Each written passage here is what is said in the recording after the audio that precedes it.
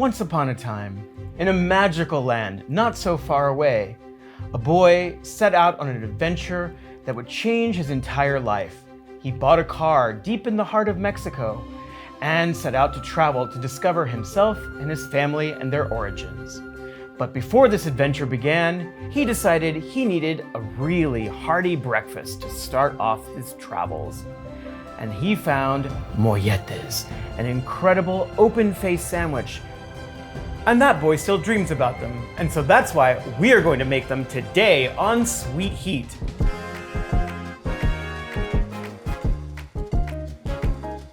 Today, we're gonna be making seared panela molletes. It's one of my favorite breakfasty, brunchy, lunchy, open-faced tortas.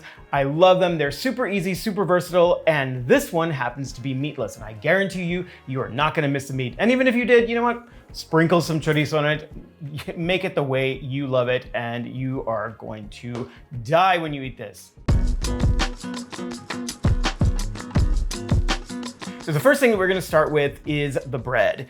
This is a very common roll in Mexico. It's a soft French-style roll called a bolillo. It has its origins in the central part of the country, which was dominated by a lot of European influence, Spanish and French. And so it's sort of a French-style roll. If you can't find a bolillo, there might be a panaderia in your community. You can probably go there and find it. If you can't find it, you can probably just get a hoagie roll at your local grocery store. And so all I'm gonna do is open this up. And if you can't find hoagie rolls, you just want something that is really soft. And you can see the crumb on the interior is just really, really soft. I'm gonna lightly heat this and toast it, and it's going to make a great base for this open-faced sandwich. All right, so I'm just gonna do a little veggie prep, and Josh, you can give me a nice little traveling music for this sort of talk through montage. I was actually getting ready to start my trip in Mexico City. I just bought my car. I was researching the food of Mexico for my cookbook. And I was like, you know what? I'm gonna be on the road for many hours. I need to have a good hearty breakfast. And so I stopped at a little place. There were a lot of locals there. It seemed like the place to be. And I saw someone order molletes, and I was like, oh my God, that looks so good. It was basically this open-faced sandwich that was just covered in cheese, and it was like bubbly and gooey and delicious looking. So I was like, all right, I need to have one of those. And I did, and it was really incredible. And so I have been waiting for just the right moment to write this recipe. I am chopping 3/4 of an onion. Half of it is going to go into our refried beans, and the other quarter is going to go in our pico de gallo. I have several salsas and a pico de gallo recipe on Food 52, so if you're needing some salsa inspiration, you can definitely check out those recipes. Otherwise, just use whatever salsa or prepared pico de gallo that you can find at your local grocery store. And now I am going to peel and grate 3 garlic cloves. And as always, if you like this recipe, if you like me and you want to see more, make sure you hit like and subscribe, and you will be notified as soon as there's another Sweet Heat recipe.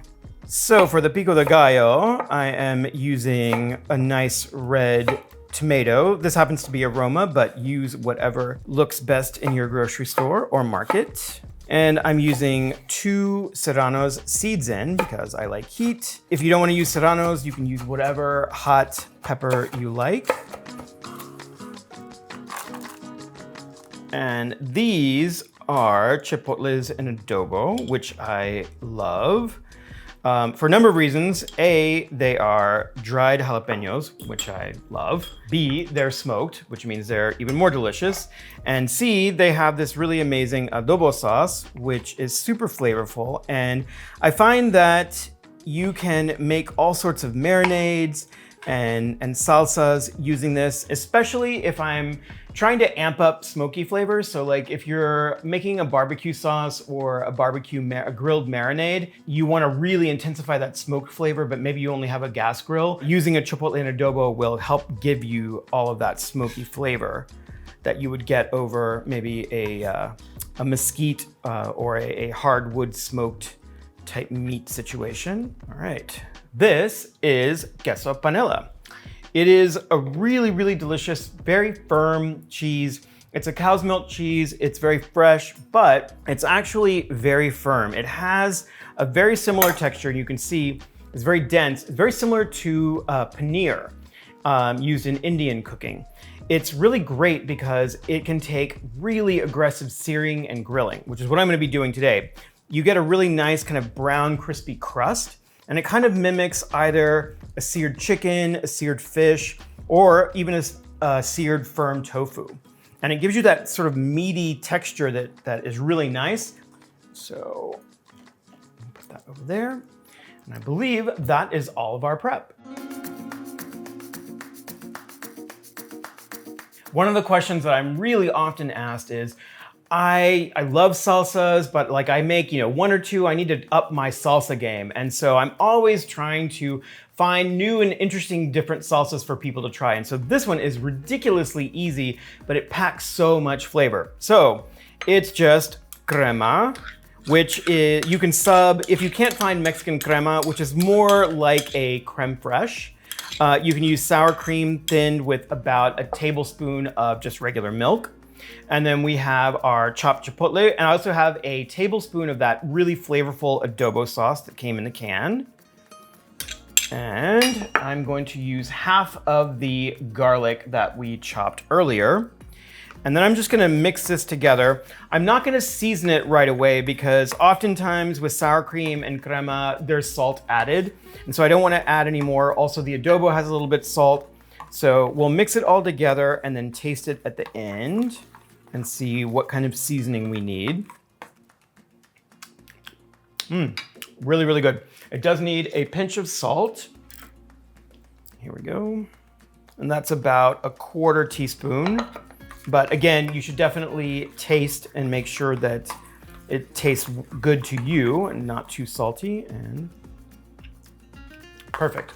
All right, and that is our literally 90-second salsa.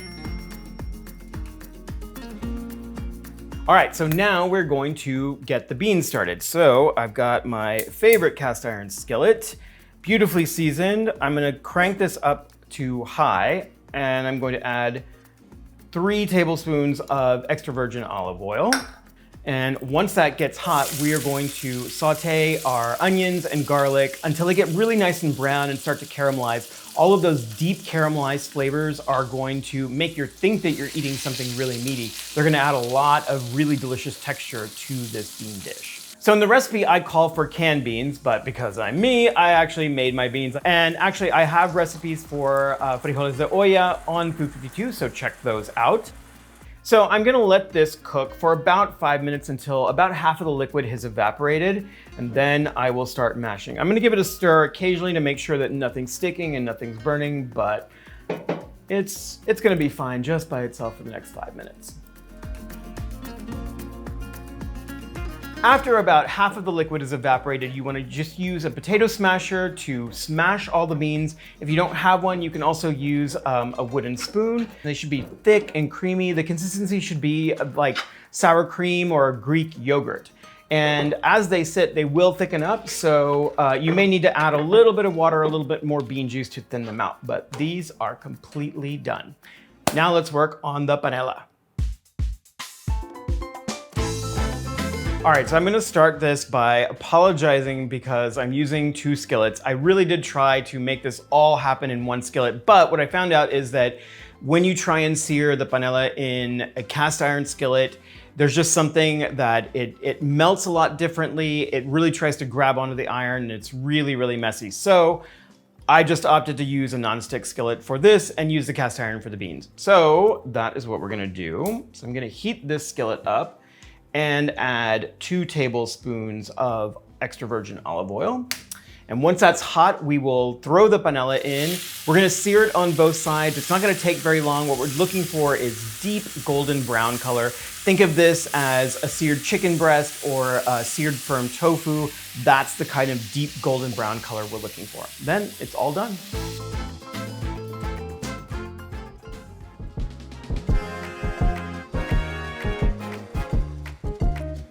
All right, it's time to build this thing. Okay, first thing we're gonna do is we're going to lay on some black beans. Oh, I love lots of black beans on this. I also lightly toasted the bolillos. Now, some beautiful seared panela. So good. And I'm gonna put some pico de gallo next. You can put whatever salsa you like. You could, if you wanted to add some protein, you could add some shredded chicken, shredded pork. Really, I think the only thing that is super, super traditional here is the bolillo and the beans. Everything else, just kind of mix and match. And this is the salsa, the chipotle and crema. Super easy, super flavorful. A little bit of avocado for a pop of beautiful green color. And I like a little squeeze of lime. Every time I build something, it's always like just ridiculously large. And so probably gonna get some negative comments for this, but I'm gonna use fork and knife because I'm feeling civilized today. All right, open wide.